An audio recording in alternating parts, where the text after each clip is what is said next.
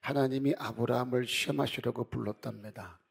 하나님이 지시한 모리아 땅으로 가서 이삭을 번제로 달라 그러셨어요. 하나님이 아브라함을 시험했대요. 이게 뭔 의미냐면 하나님께서 보고 싶었던 것이 있었다는 거예요. 알고 싶은 게 있었던 거죠. 그런데 그 시험의 장소가 어디냐면 모리아 땅의 한 산이라고 말합니다. 이 모리아는 합성어예요. 모리 그리고 모리아 땅의 한 산, 여호와께서 친히 선별해 주셨다라는 뜻을 가지고 있습니다. 그런가 하면 이 모리라는 단어는 또 다른 뜻이 하나 있는데 여호와께서 보이셨다. 다시 말해 임재를 말합니다. 하나님이 거기 계시답니다. 왜요? 뭔가 보고 싶으셔서. 아브라함은 거기서 뭔가를 보여드려야만 했던 거지요. 그런데 그 보여드림의 내용이 또 만만치가 않아요. 그가 사랑하는 독자들 이삭을 바치는 그런 모습이었던 거예요. 하나님 그걸 보고 싶으시대요. 네 씨가 크게 번성하는 복을 주겠다고 말씀을 하셨습니다. 네 씨로 천하 만민이 복을 받게 된대요. 그런데 그것을 위해서 뭘 바치라 그래요? 네가 사랑하는 아들 독자 이삭을 달라는 거예요. 하나님이 우리를 시험하실 때 원리가 있습니다. 자손의 복을 주시려고 시험할 땐 그 시험이 자손으로 오더라고요. 예를 들면 자녀를 위해서 엄청 기도하잖아요. 그 목적은 하나예요. 하나님, 내 새끼들 잘 되게 해주세요. 그거 아닌가요? 그럼 반드시 기도하는 엄마에게 시험이 옵니다. 그 시험 문제가 뭐냐면 자녀로 와요. 자녀가 잘 되기를 바라는 마음이 크면 클수록 시험도 커집니다. 제가 좋은 목사, 근사한 목사가 되고 싶어서 몸부림칩니다. 그래서 더 책을 많이 보고 더 공부하고 더 열심히 기도하고 다 중요하죠. 그런데 하나님은 저를 모리아로 불러요. 거기서 보여드려야 될 게 있다는 거죠. 제가 목회를 하면서 수많은 시험을 지나왔습니다. 하나님 지나게 하셨어요. 그 시험 문제가 뭐였냐면 성도들이었어요. 좋은 목사가 되겠다고 했는데 시험 문제가 성도들이에요. 문제를 받아들였는데 난이도가 너무 높은 거예요. 제 실력으로는 풀 수가 없어요. 풀어지지가 않습니다. 답을 못 찾겠는 거예요. 이래도 안 되고 저래도 안 되고 여기저기 물어봐도 안 되고 하여튼간 제 노력으로는 안 되더라고요. 풀 수가 없습니다. 하나님은 왜 나에게 이런 어려운 문제를 주셨을까? 왜 내게 이런 문제를 풀라고 하셨을까? 야, 아무도 풀지 못한 문제야. 네가 근사하게 풀어서 능력 있는 목자인 것을 보여줘. 전 그런 줄 알았어요. 처음에 제가 그랬습니다. 이 문제들만 풀면 그래 누굴 붙여줘도 못 풀 문제가 없겠다. 엄청 열심히 풀었습니다. 밤새며 풀었습니다. 금식하며 풀었습니다. 안 풀리는 거예요. 나중에 깨달았어요. 처음부터 하나님은 저에게 풀라고 주신 문제가 아니었던 거예요. 거기서 내가 보여드려야 될 게 있었던 거죠. 좋은 목사는 누군가를 고치고 변화시켜서 되는 게 아니었던 거예요. 누구의 인정을 받아야 되는 것도 아니었던 거예요. 거기서 하나님께 보여드려야 될 내가 있었던 거예요. 다른 걸 원하는 게 아니라 그 문제를 통해서 하나님은 나를 보고 싶었던 거죠. 그 문제를 통해서 제가 섬김을 배워갑니다. 그리고 인내를 배우게 되어져요. 그리고 사랑의 문제를 조금씩 알아가기 시작합니다. 진짜 목사 노릇을 어떻게 해야 되는지를 배워가기 시작을 해요. 전 준비가 다 되고 완벽해서 불러주시고 쓰신 줄 알았어요. 그런데 아니더라고요. 미숙한 나를 불렀어요. 어처구니 없는 나를 불렀어요. 그리고 시작하시는 거예요. 내가 사랑하는 양을 네가 섬겼으면 좋겠다.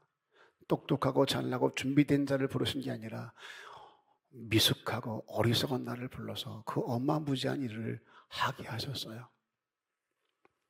좋은 남편이 되려고 해보세요. 누굴 통해 시험이 올까요? 좋은 남편이 되려고 해보세요. 그런 마음이 없어요? 누굴 통해 시험이 올까요? 그러니까요. 이제 좀 소통이 됩니다. 그럼 좋은 아내가 되려가면 시험이 누굴 통해 올까요? 그러니까요. 승천해도 될 수준이 됐어요. 예. 여기까지 알면 설교 그만해도 됩니다. 오늘 이 얘기하려고 그래요. 좋은 성도가 되려면 어디로 시험이 올까요?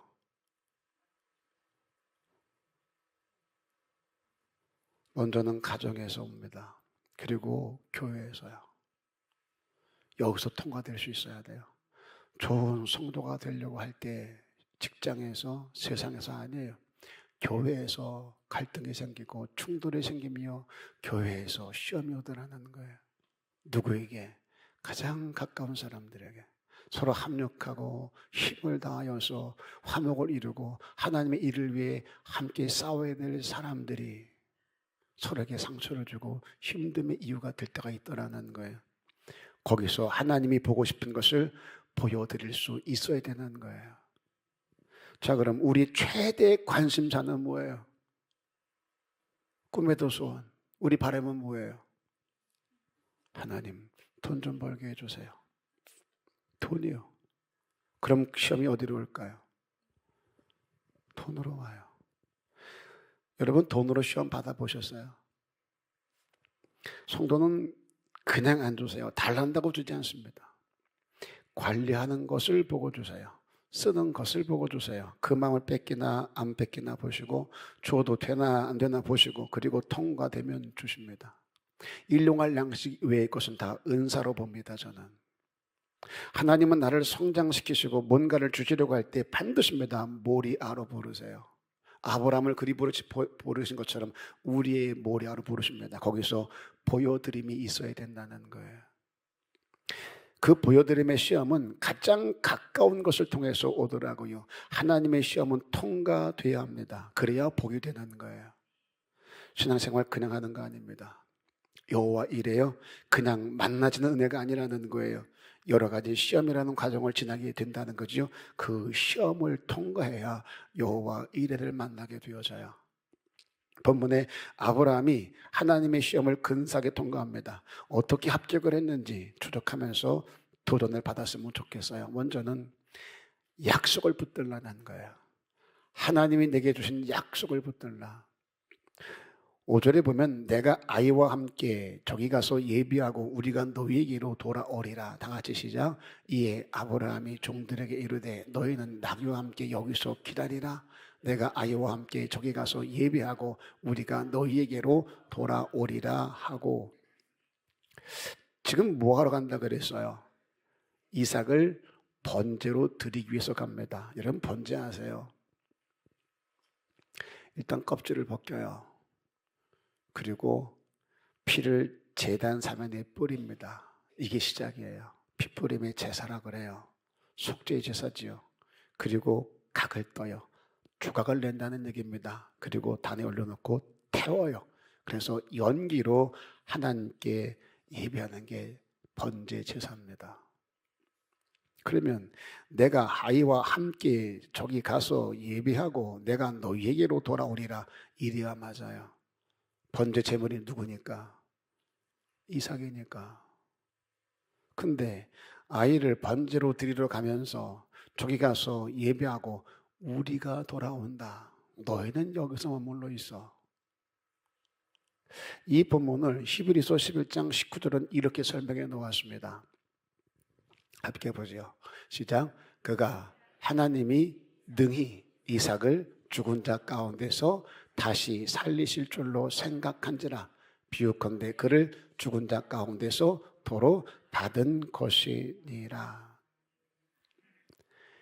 아브라함은 하나님께서 모리아에서 이삭을 번제로 달라 하실 때 번제로 드릴 마음을 확정하고 갔습니다. 그리고 올라가서 내가 예비하고 우리가 온다.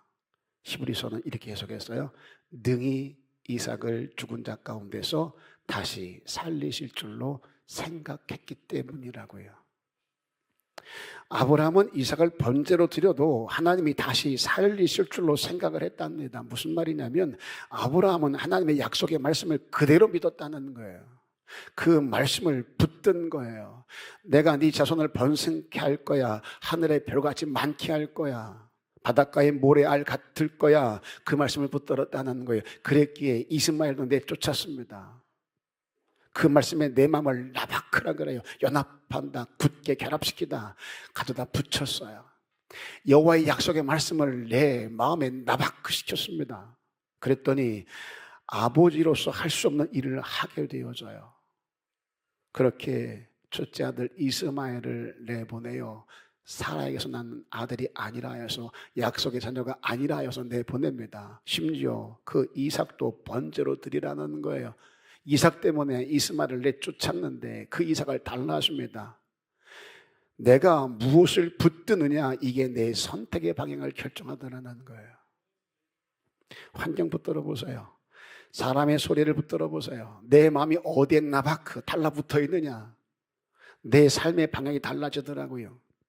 하나님이 없어요. 교회 다니는데 그 삶에서 하나님이 보이지를 않아요. 사랑을 말하면 사랑이 보이질 않습니다. 믿음을 말하는데 믿음의 실체가 없어요. 제 어머니가 저를 서운합니다. 내 남편을 살려주면 이 아들 함께 바칠게요. 주의 종 만들겠습니다. 그런데 제 삶의 방향을 보니 전혀 목사가 될 놈이 아닌 거예요. 아, 내가 괜히 서운을 해서 내 새끼 앞길을 가리웠나 보다. 목사도 못 되고 저 사람 노릇도 못하고 괜히 애 인생 망치게 만들었나 보다. 그래서 기도합니다. 하나님 죄송해요. 제 아들 의사도 물어보지 않고 내 마음대로 소원을 했네요. 제가 가만히 보니까 저거 목사 될 놈이 아닌데요. 처리합니다. 그랬더니 하나님이 그러더래요. 반지를 보여주시더랍니다. 그리고 들려준 음성이랍니다. 내가 사랑하는 아들이다. 하나님이 저를 사랑한대요. 마음에 안 드세요? 뭐 내가 들은 거 아니니까? 얼마나 제가 어머니 속을 썩였는지. 목사가 되려면 저러면 안 되는데, 들성 싶은 나무는 떡잎부터 알아본다 그랬는데 저거는 목사가 되려면 아닌 것 같아요.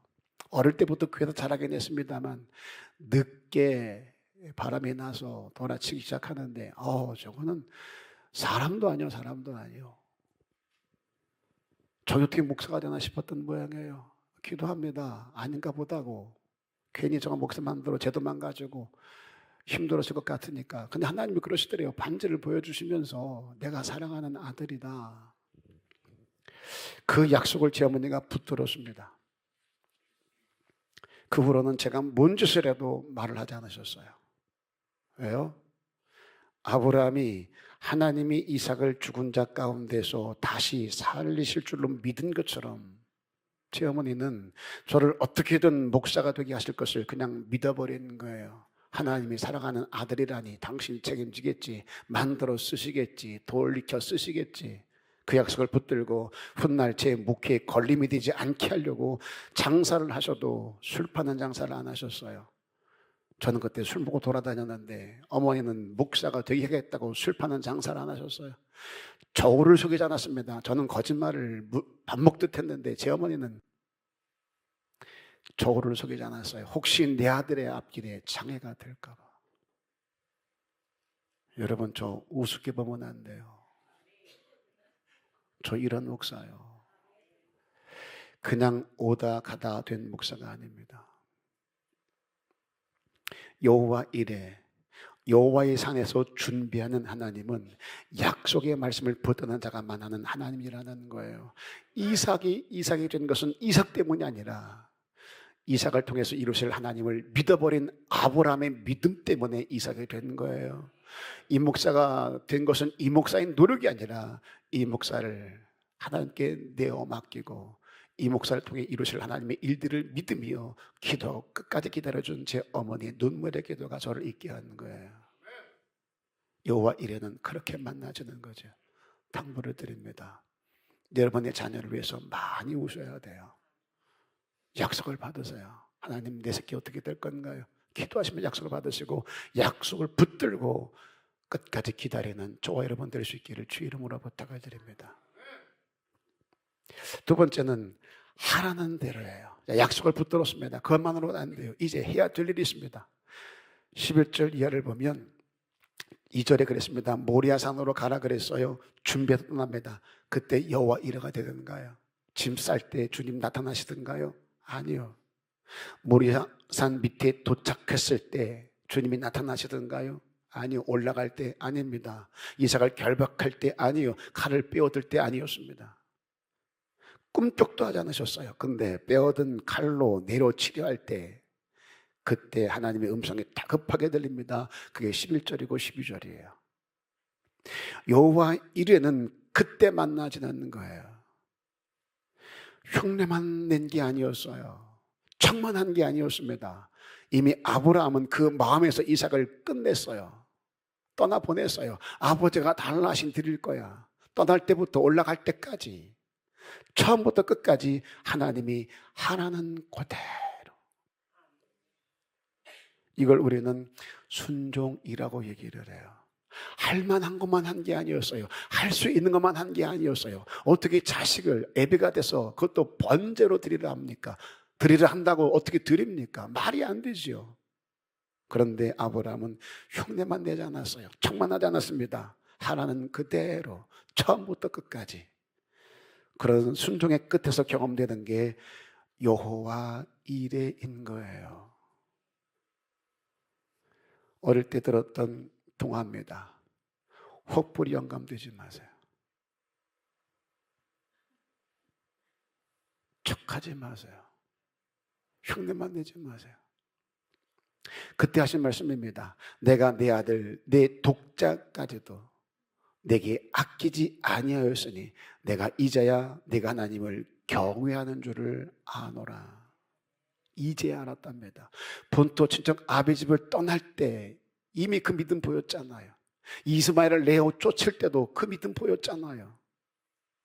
그런데 하나님은 이제야 네가 나를 경외하는 줄을 아노라. 이 경외라는 말은요, 두려워함으로 섬긴다라는 뜻을 가지고 있어요. 두려워하는 마음으로 섬긴다. 근데 오늘 두려워함으로 섬김이 뭔지를 보여줍니다. 네가 독자들을 이삭을 아끼지 않음으로 네가 나를 두려워함으로 섬기는 줄 알았다라고 말씀을 하세요. 다시 말해, 네가 사랑하는 그것을 하나님을 위해 아끼지 아니하는 것, 이게 경외의 실체예요. 우리는 내가 사랑하는 것들이 상실될까 봐 두려워하잖아요. 그 두려움 때문에 나가잖아요. 하나님께 부르짖는 까닭이 뭐예요? 이 두려움이에요. 내가 사랑하는 그것을 잃어버리게 될까 봐, 뺏길까 봐, 그게 두려워서 죽게 나가서 그 두려움으로 기도하지 않습니까? 아니래요. 네가 사랑하는 것, 네가 아끼는 것, 그것을 쥐고 있다가 뺏기지 않으려고 몸부림치다가 진짜 나를 사랑하는 여호와를 잃어버리게 될까, 그것을 두려워하라는 거예요. 아브라함이 가장 사랑하는 독자 이삭, 우리에게도 있어요. 내가 사랑하는 그거요. 그게 뭔가요? 제목에 철칙이 있었습니다. 여러 가지가 있지만 그 중에 하나가 절대 성도들의 새끼는 건들지 말라였어요. 어떤 일이 있어도 새끼는 건들지 말자. 남의 자식에 대해서 이러니 저러니 말하지 말자. 그리고 성도님들에게 수없이 말했어요. 남의 새끼 건들지 마세요. 어떤 짓을 하더라도 건들지 마세요. 애단치지 마세요. 그러다 보니 이 자식 말고도 걸리는 게 하나 둘이 아닌 거예요. 성도들을 가만히 섬기다 보니까 건들면 안 될 것들이 자식만 있는 게 아니더라고요. 없는 사람이 없고 한두 가지가 아닌 거예요. 다 있어요. 어떤 분은 가게 건들면 안 되고, 어떤 분은 돈 문제 건들면 안 되고, 어떤 분은 상처 건들면 안 되고, 어떤 분은 자존심 건들면 안 되고. 그게 독자 이삭이 돼버린 사람이 너무나 많은 거예요. 건들면 안 될 것들이 너무나 많은 거예요. 그 사랑하는 독자 이삭들을 하나님을 위해서, 교회를 위해서, 사명을 위해서 아끼지 않아요. 내려놓아요. 포기해요. 우선순위를 바꿔요. 그때 만나지는 것이 여호와 이레인 거예요. 여러분의 상처를 끌어안고 이거 건들지 마세요. 사랑하는 것뿐만 아니라 내게서 건들면 안 될 그것들을 다 내려놓을 수 있기를 주 이름으로 부탁을 드립니다. 나는 다 괜찮은데 이거 건들면 안 돼. 자존심이 있어요. 아니요. 그것들을 다 깨뜨릴 수 있으셔야 돼요. 아버지께로 나아가는데 걸림이 되는 것들이 있다면 다 내려놓을 수 있기를 주 이름으로 부탁을 드립니다.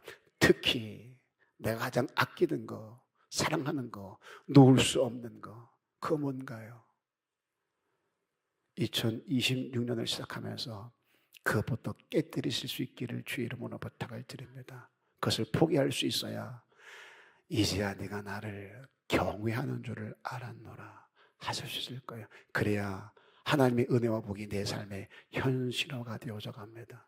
무엇을 더 하려고 하지 마시고 기도를 더 해야 되겠다, 말씀을 더 봐야 되겠다, 봉사를 더 해야 되겠다, 중요하지만 그것보다 먼저 될 것이 있습니다. 가장 사랑하는 것, 건들면 안 될 것들, 아끼는 것, 그것부터 내려놓고 깨뜨릴 수 있기를 주님의 이름으로 부탁을 드립니다. 마지막이요, 장애를 극복하자는 거예요. 약속의 말씀을 붙들었어요. 가장 사랑하는 거, 아끼지 아니하는 대로 하라는 대로 다 순종했습니다. 마지막 해야 될 거, 장애가 있어요. 장애. 13절에 보면 아브라함이 눈을 들어 살펴본 즉 한 순양이 뒤에 있는데 뿔이 수풀에 걸려 있는지라. 순양이 순양의 뿔이 수풀에 걸려 있었답니다. 수풀을 샤바크라 그래요. 가시덤불. 순양의 뿔이 걸릴 정도로 수풀, 샤바크가 많았다라는 얘기예요. 당시 이삭의 나이 15세 정도 됩니다. 아브라함은 115세였어요. 그러니 산에 오를 때 그 샤바크가 얼마나 방해가 됐을까요? 그런데 그 샤바크요, 수풀이 없었다면 양을 걸어둘 데가 없었던 거예요. 우리는 내 인생에 불편한 것들을 치워달라고 말을 많이 합니다. 그런데 하나님은 그 샤바크, 장애가 있어요. 내 다음을 준비할 수 있다는 거예요. 베드로가 그 밤에 고기를 엄청 잡았다면 아침에 예수를 만날 수 있었을까요? 그 장애가 예수를 만나는 통로가 되더라고요. 밤새 고기 한 마리 잡지 못하는 샤바크요, 장애요, 수풀로 표현되는, 가시덤불로 표현되는 어려움들이요. 근데 그것 때문에 그 아침에 예수를 만나서 사람 낳는 어부가 되어지더라는 거예요. 제 아버지가 사형 선고를 받습니다. 보름이었다 그래요. 죽을 날을 기다릴 때 어머니에게 그랬답니다. 야 정림아, 나 죽으면 너 아직 어리니 좋은 남자 만나서 재혼해라. 그래야 되잖아요. 그런데 정림아, 나 죽으면 재혼하지 말고 애들 잘 키워. 그러면 나 대신 애들이 효도할 거다. 자기가 못한 일을 왜 저희한테 짐을 지워요? 그렇게 유언을 했대요. 내가 죽으면 너 시집가지 말고 애들 잘 키워. 그러면 나 대신 너한테 잘할 거야. 그랬다는 거예요. 그러면 가셔야 되잖아요. 유언까지 했으면. 근데 유언을 해놓고 그 몸으로 22년을 더 사시는 거예요. 죽을 몸을 가지고 22년을 더 사셨다니까. 고침받아 산 게 아니라, 건강해진 게 아니라 그 몸으로, 죽을 몸으로 그대로 22년이었어요.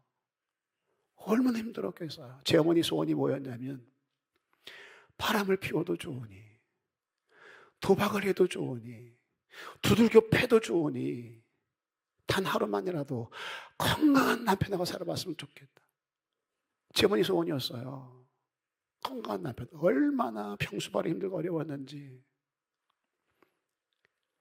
얼마나 힘들어요. 도박하는 사람, 두들겨 패는 사람, 위로하는 사람 얼마나 힘들어요. 그런데 그래도 좋으니 건강한 남편하고 하루만이라 살았으면 좋겠다 할 정도로 진짜 피곤하고 힘든 삶을 그렇게 살아오셨어요.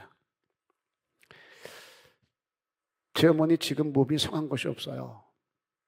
병원을 한두 군데 다니는 게 아니에요.